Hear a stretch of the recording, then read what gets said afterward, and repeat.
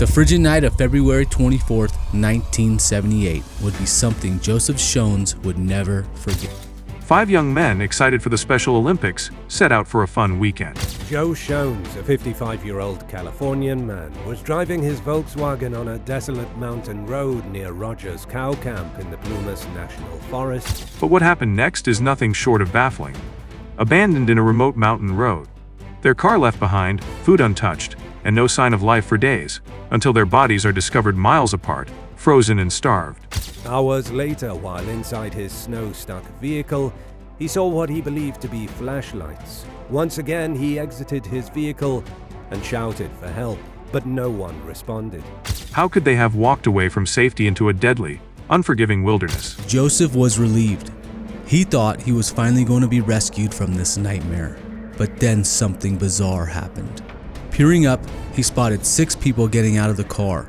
He noticed one of them appeared to be holding a baby. The mystery of their tragic fate still haunts families and investigators alike. Don't miss the full story. It's a riddle that remains unsolved. The boy's Theodore Earl Wire, or Ted, was born on May 26, 1946. He had brown hair, brown eyes, and a friendly demeanor that made him beloved by everyone he met. Ted was socially outgoing and always eager to make new friends, often waving at strangers with his signature smile. However, if someone didn't wave back, he would take it personally, letting it weigh on his mind for hours. Ted wasn't the brightest in terms of academics, but he was dependable, loyal, and had a heart of gold. He worked at a local snack bar before his family urged him to quit, fearing it was too much for him. He loved calling his close friend, Will Sterling, just to chat about silly things like names in the phone book or quirky news stories. Ted was reliable and cherished by his family. The last time Ted's grandmother saw him, she warned him to take a coat. But he smiled and assured her he wouldn't need one. Little did they know that would be the last time they would ever see him alive. Jackie Charles Huet, or Jackie, was 24 years old.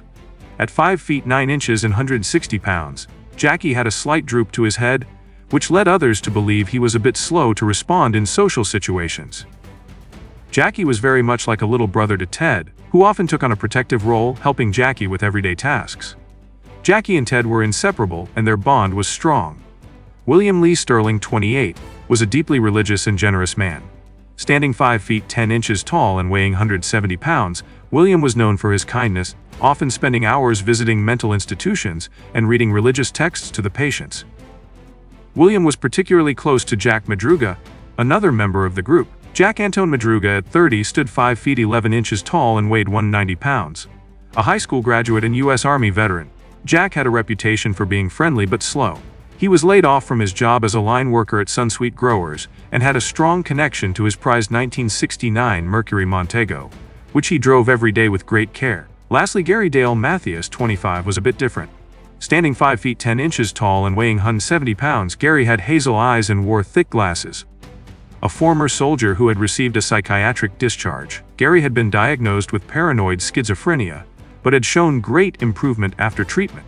Though he had occasional setbacks, Gary was still a valued member of the group, and his bond with Ted and the others was unbreakable. These 5 men, despite their mental challenges, were close friends, sharing a love for sports and camaraderie. Their lives were about to take an unexpected turn, leading to a tragic mystery that would haunt their families forever.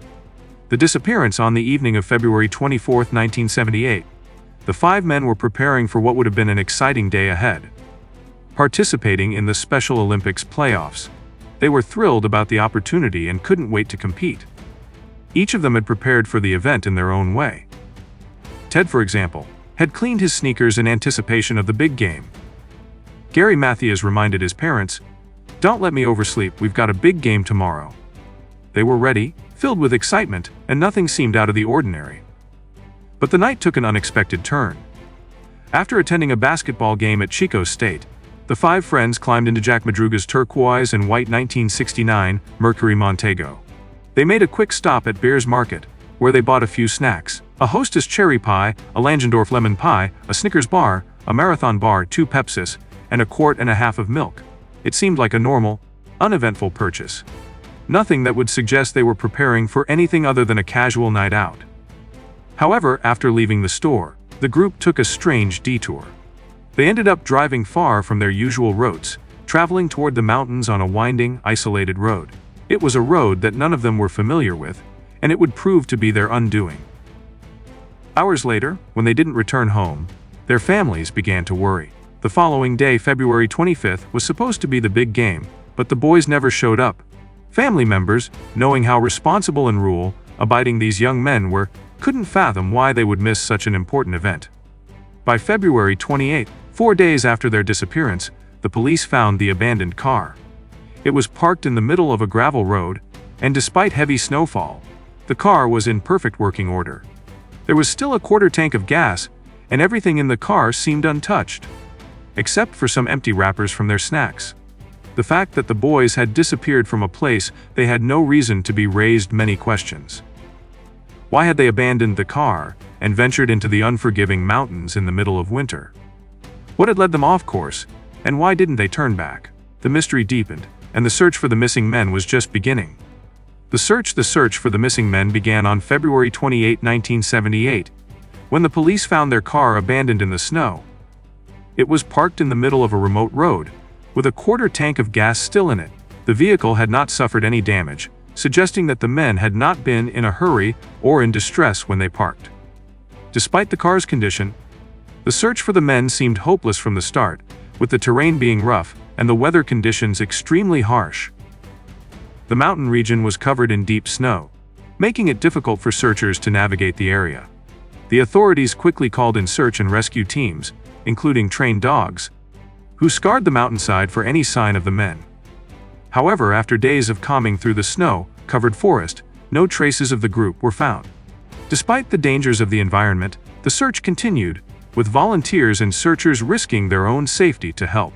Local authorities reached out to neighboring counties for assistance, and even air search efforts were initiated. In the midst of the struggle, a man named Joseph Shones, who had driven to the area the night the boys disappeared, came forward.